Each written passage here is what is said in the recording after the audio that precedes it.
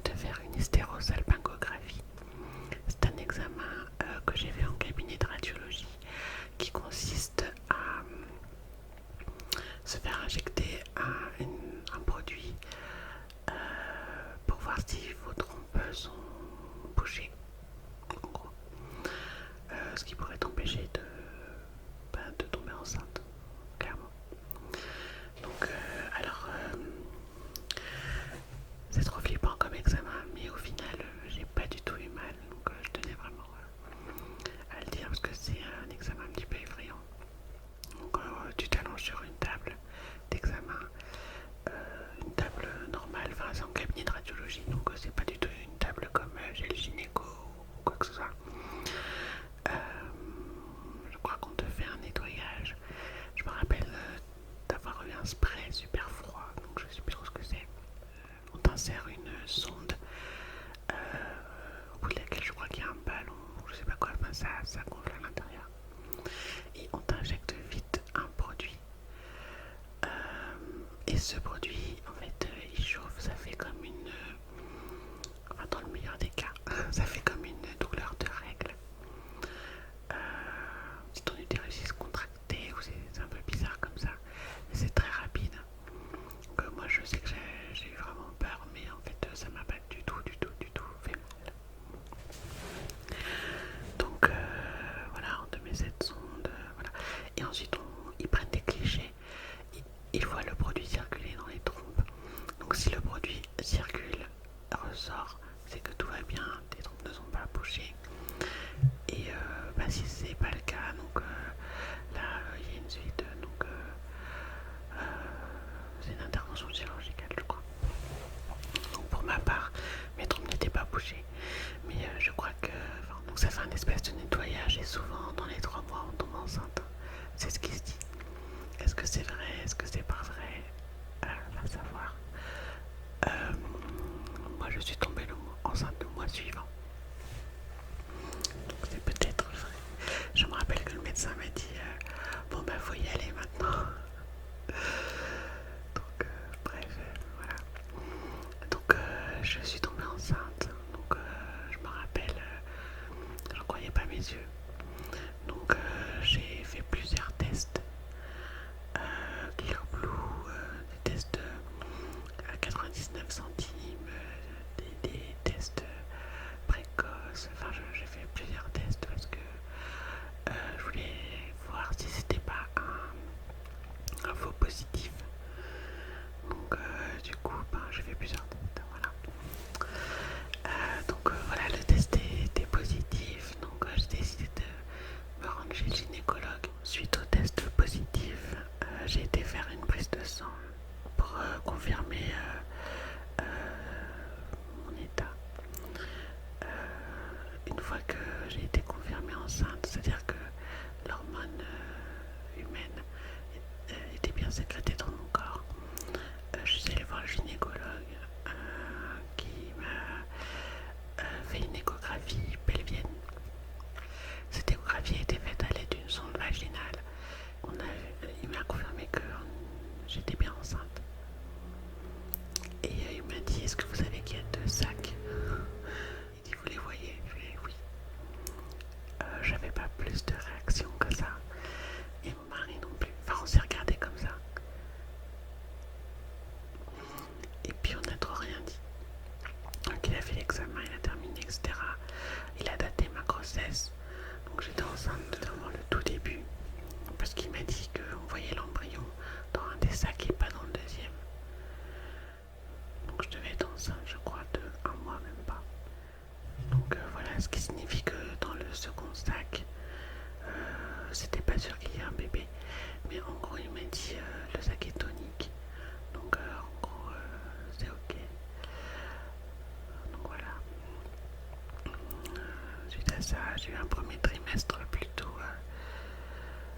mouvementé, puisque je me rappelle que mon mari est allé voir sa famille, sa soeur qui avait accouché, et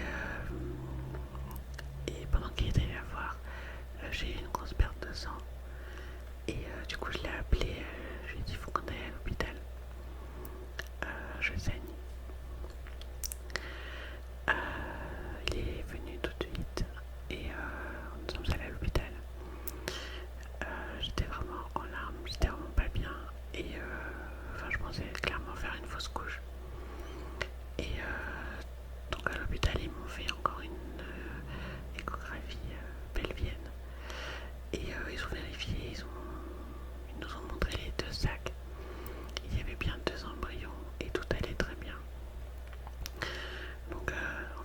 c'est que j'ai saigné plusieurs fois pendant le premier trimestre et à chaque fois j'allais aux urgences et à chaque fois ils me confirmaient que tout allait bien et que c'était pas l'utérus qui saignait.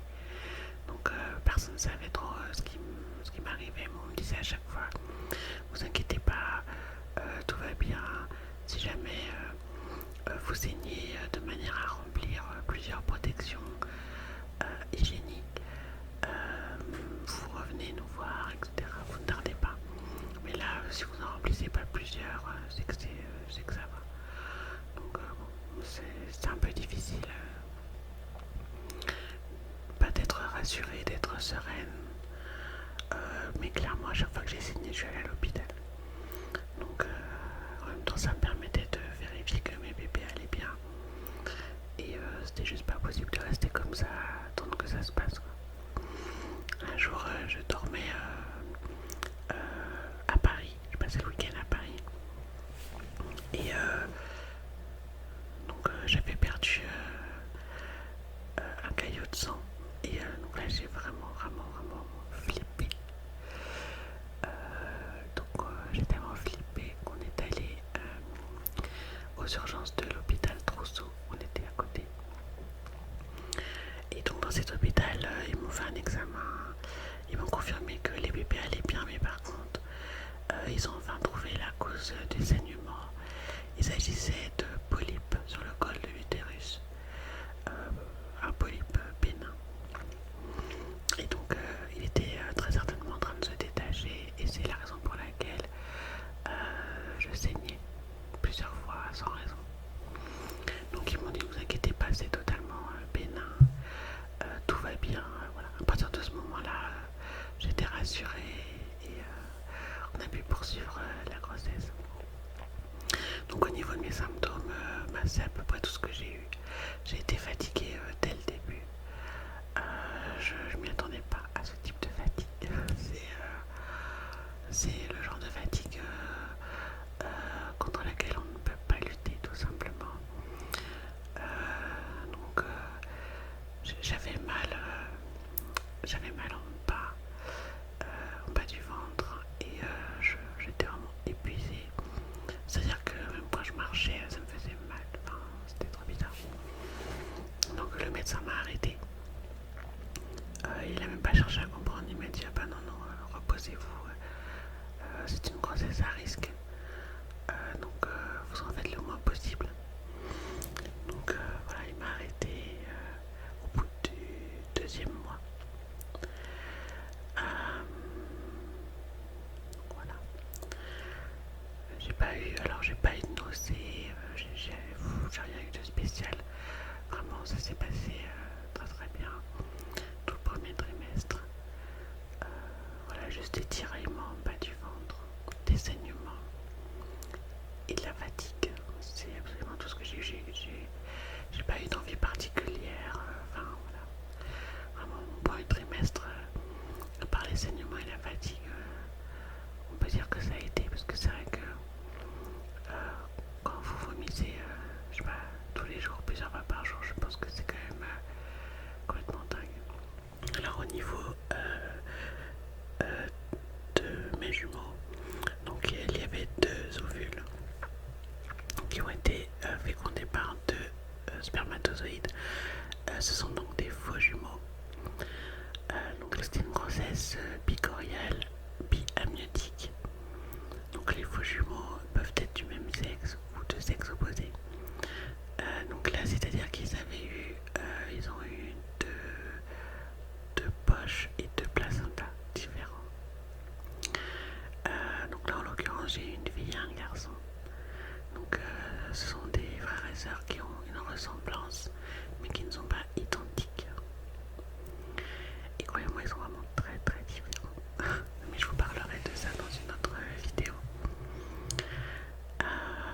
Donc voilà, après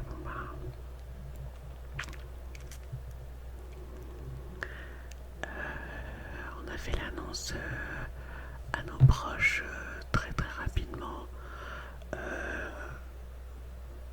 Par exemple pour ma soeur, ma mère, c'était limite en sortant du cabinet médical. J'ai annoncé tout de suite, ma soeur m'a dit, j'en étais sûre, vous allez avoir des jumeaux. que c'est vrai que dans ma famille il y a plusieurs jumeaux, mais c'est vrai qu'on dit que pour les faux jumeaux, c'est pas, enfin c'est héréditaire, et que c'est pour les vrais, c'est plutôt une anomalie génétique. Donc ouais, au niveau des frères et sœurs du côté paternel, il y a eu pas mal de jumeaux, et ma sœur a eu deux paires de jumeaux d'affilée, et enfin ma cousine aussi elle a eu des jumeaux, enfin bref on est plusieurs à en avoir eu. Donc c'est vrai que c'était pas une grande surprise dans cette famille, on a pas mal. Donc voilà, mais c'est vrai qu'aujourd'hui c'est presque une norme d'avoir deux enfants en une fois. Je m'imagine pas en avoir qu'un seul. Donc voilà, en tout cas je suis super heureuse. Mon corps a eu du mal à se remettre de cette grossesse, mais c'est bon, j'ai survécu. Donc voilà, je vous ferai une prochaine vidéo pour mon deuxième trimestre. Pour le troisième trimestre, avec mon accouchement. Voilà. J'ai dû être hospitalisée avant d'accoucher et enfin je vous parlerai de tout ça dans une autre vidéo. J'avais plusieurs soucis pour tomber enceinte. Bon, ça n'a pas mis longtemps du tout, quelques mois, mais c'était mal parti, c'est-à-dire que j'ai ce qu'on appelle de l'adénomiose. C'est une forme d'endométriose. Disons qu'on est pas mal de femmes à être touchées par l'adénomiose sans même le savoir. Donc il y avait ce problème de sang qui retournait vers l'utérus, qui causait des petites lésions.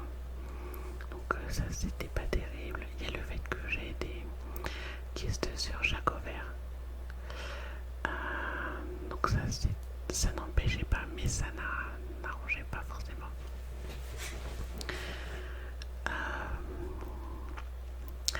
Il y a le fait de l'âge aussi. À vous devinez quel âge j'ai.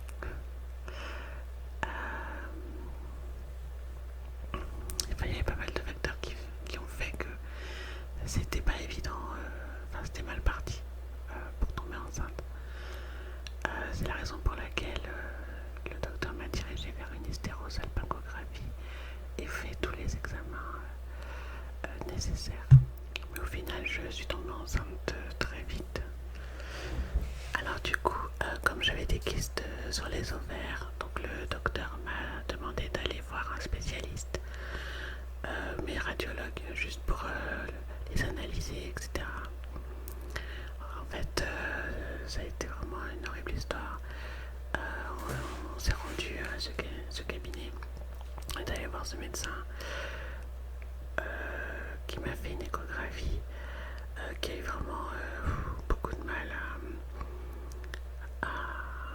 enfin, déjà il m'avait très mal, parce que c'est une échographie pelvienne avec une sonde vaginale, donc c'était désagréable. Et il avait du matériel qu'il ne savait pas régler ou qui était vraiment pourri, j'en sais rien. Mais en gros, lors de l'examen, il a osé me dire moi je ne vois pas de grossesse. Donc il était catégorique qu'il n'y avait pas de grossesse. J'étais choquée, je suis rentrée chez moi, j'étais en larmes. Ça a été terrible, j'ai dû prendre un rendez-vous en urgence avec un gynécologue et je lui ai fait part de tout ça. Et j'ai envoyé un mail à mon gynécologue habituel qui était également outré, qui ne comprenait pas du tout pourquoi il m'avait dit ça, etc. Et du coup j'ai dû refaire confirmer ma grossesse. Enfin, c'était voilà, j'ai vécu un petit peu des aventures avec un ascenseur émotionnel